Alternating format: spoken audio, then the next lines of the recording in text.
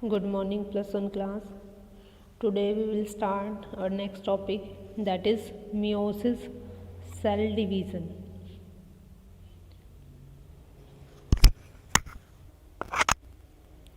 meiosis division जो होती है इसको हम बोलते हैं रिडक्शनल डिवीज़न।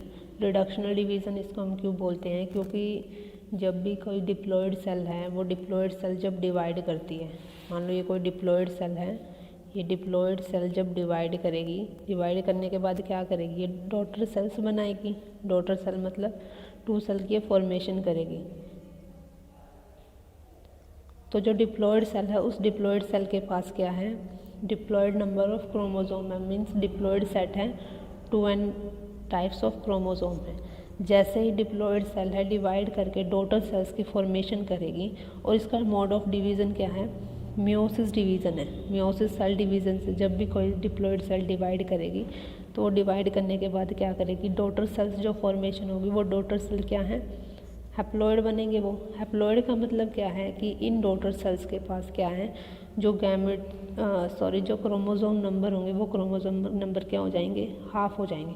अगर इस सेल के पास क्रोमोसोम नंबर 46 थे, हम ह्यूमन के केस में लेके चलते हैं कि डिप्लॉयड ऑर्गेनिज्म है, डिप्लॉयड ऑर्गेनिज्म जो उनके पास क्या है, क्रोमोसोम नंबर 46 है। जब भी कोई हम डिप्लॉयड सेल है वो डिवाइड करेगी मियोसिस डिवीज़न से, तो वो डिवाइड करने के बाद जो हैप्लॉयड सेल बनाएगी, तो उस हैप्लॉयड सेल के पास क्या होंगे, हाफ ऑफ क्रोमोसोम होंगे, डिप्लॉयड के हाफ। अगर इसके डिप्लॉयड के पास 46 थे, तो हैप्लॉयड के पास कितने आएंगे, 23 क्रोमोसोम इसके पास आएंगे। तो इसी वजह से हम मियोसिस डिवीज़न जो है, उस मियोसिस डिवीज़न को हम क्या बोलते हैं, रिडक्शनल डिवीज़न बोलते हैं। रिडक्शनल डिवीज़न क्यों बोलते हैं, क्योंकि जो डॉटर सेल बनी है डिवीज़न के बाद, उन डॉटर सेल्स के पास क्या है, half number of chromosome present होते हैं। नेक्स्ट आता है कि जो मियोसिस डिवीज़न है, वो मियोसिस डिवीज़न कौन कौन सी सेल्स में होती है। जिस सेल में मियोसिस डिवीज़न होती है, उन सेल्स को हम क्या बोलते हैं, मियोसाइट सेल बोलते हैं हम उनको। ठीक है। अब जो मियोसिस डिवीज़न होती है वो कौन सी सेल्स में होती है, मेनली वो जर्माइनल सेल्स में होती हैं। जो जर्माइनल सेल्स होती हैं वो क्या प्रोड्यूस करती हैं, गैमेट्स प्रोड्यूस करेंगी। जब हमने माइटोसिस डिवीज़न पढ़ा था, तो माइटोसिस डिवीज़न हमने किस में पढ़ी थी, वो सोमैटिक सेल्स में पढ़ी थी। मोस्टली माइटोसिस डिवीज़न थी वो सोमैटिक सेल्स में थी, लेकिन कुछ एक जर्माइनल सेल्स में भी क्या थी, माइटोसिस डिवीज़न थी। वो कब थी कि उन जर्माइनल सेल्स को क्या करना पड़ता था, मल्टीप्लाई करना पड़ता। मल्टीप्लाई करने के बाद वो ग्रोथ करती थी, उसके बाद वो डिफ्रेंशिएट होती थी, उसके बाद वो डिवाइड होती थी। अब उसके बाद आता है कि जो मियोसिस डिवीज़न है वो 3 टाइप से हो सकती है। फर्स्ट है गैमेटिक डिवीज़न, सेकंड है जाइगोटिक मियोसिस डिवीज़न, और थर्ड है स्पोरिक मियोसिस डिवीज़न। तो गैमेटिक जो डिवीज़न होगी, गैमेटिक मियोसिस डिवीज़न क्या होता है, इसमें हम गैमेट्स की फॉर्मेशन होगी। तो गैमेट्स की फॉर्मेशन हो रही है, ये क्या होगी, गैमेट्स की फॉर्मेशन जो होगी वो हायर ऑर्गेनिज्म में होगी।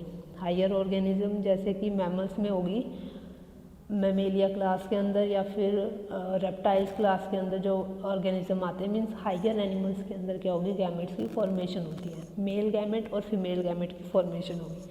तो जो मेल गैमेट की फॉर्मेशन होती है वो टेस्टिस के अंदर होती है, फीमेल गैमेट की फॉर्मेशन जो होती है वो ओवरीज के अंदर होती है। और गैमेट्स जो प्रोड्यूस होते हैं वो मियोसिस डिवीज़न से प्रोड्यूस होते हैं, हैप्लॉयड गैमेट्स उनको बोलते हैं। सेकंड होगी हमारी जाइगोटिक मियोसिस। जाइगोटिक मियोसिस किस में होती है, लोअर ऑर्गेनिज्म में होती है। एग्जाम्पल आ गया एल्गी।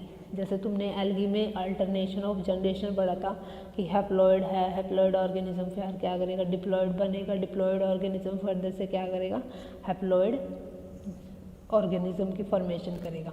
थर्ड टाइप आता है इसमें स्पोरिक मियोसिस। स्पोरिक मियोसिस में क्या है, स्पोर सेल्स की फॉर्मेशन होगी। ये स्पोर सेल्स कैसे हो सकते हैं, हैप्लॉयड नेचर के होंगे, मियोसिस डिवीज़न से बने होंगे, और ये होता किसमें, एग्जाम्पल आ जाएंगे तुम्हारे टेरिडोफाइट्स।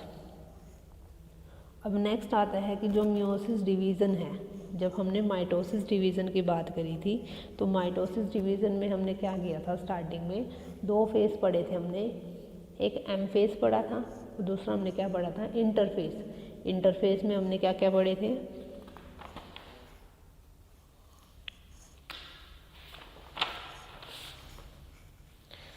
हमने ये पढ़ा था कि एक एम फेज़ पढ़ा था हमने, और दूसरा हमने क्या किया था, इंटरफेस किया था।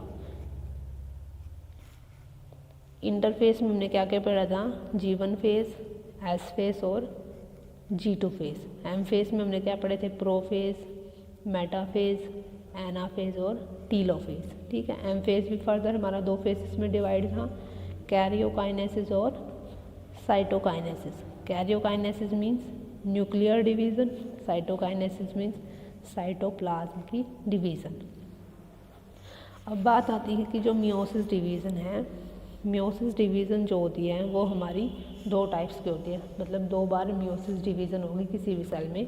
तो हमने मियोसिस डिवीज़न को 2 टाइप में डिवाइड कर रखा है, मियोसिस फर्स्ट और मियोसिस सेकंड। मियोसिस फर्स्ट जो होगी उसको हम दूसरा नाम बोलते हैं उसका रिडक्शनल डिवीज़न।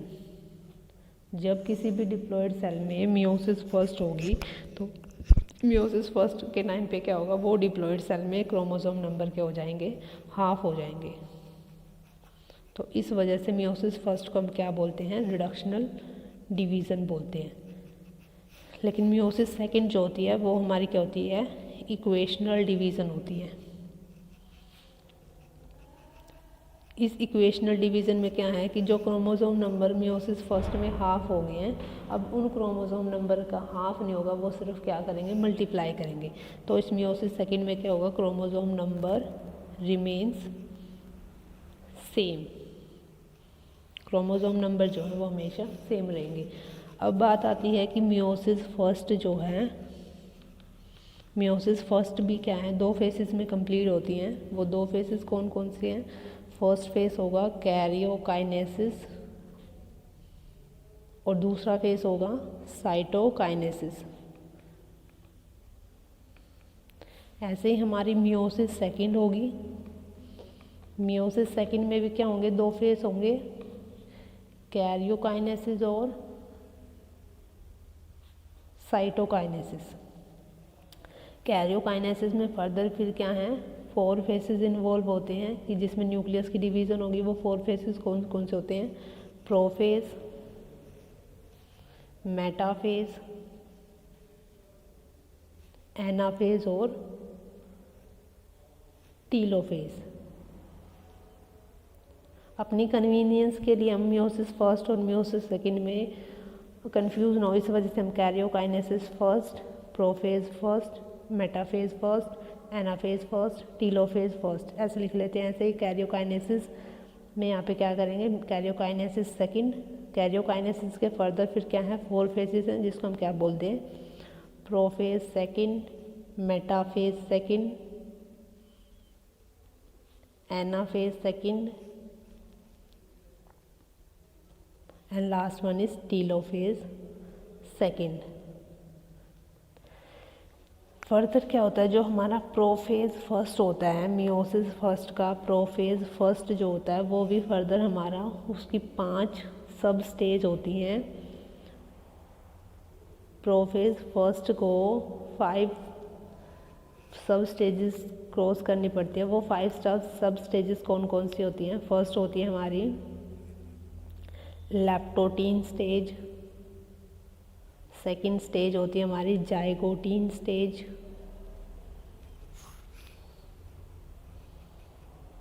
थर्ड स्टेज होती है हमारी पैकाइटीन स्टेज, फोर्थ स्टेज होती है हमारी डिप्लोटीन स्टेज और फिफ्थ स्टेज होती है हमारी प्रोफेज की डायाकाइनेसिस स्टेज। ठीक है, तो इसमें क्या होगा, हमारी जब भी कोई डिप्लॉयड सेल है मियोसिस फर्स्ट के अंदर एंटर करती है, मियोसिस फर्स्ट के अंदर एंटर करने के बाद वो क्या करेगी, प्रोफेज फर्स्ट में एंटर करती है। प्रोफेज फर्स्ट में एंटर करने के बाद उसको प्रोफेज फर्स्ट की भी 5 सब स्टेजेस को क्रॉस करना पड़ता है।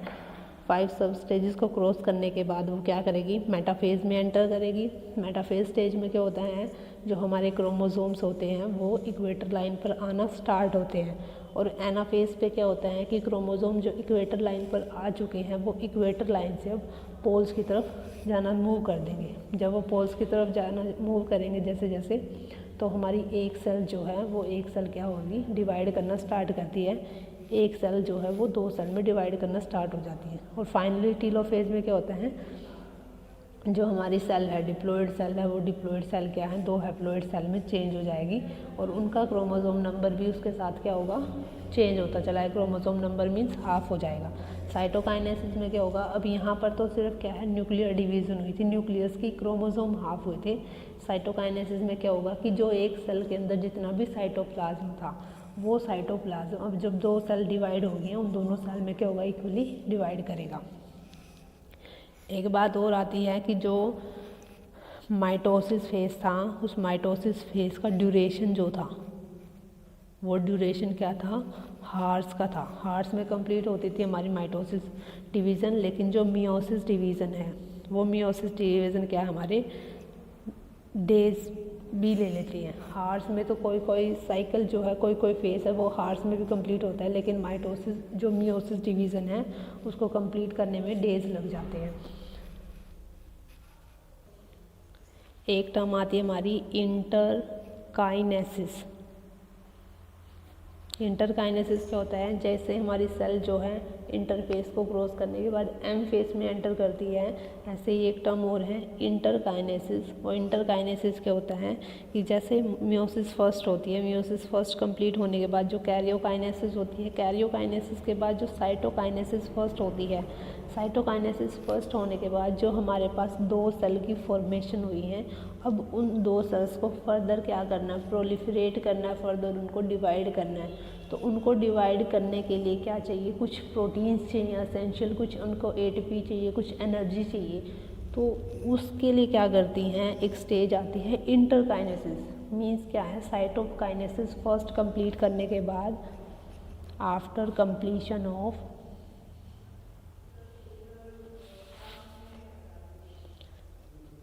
साइटोकाइनेसिस फर्स्ट द सेल कौन सी हमारी डॉटर सेल्स जो है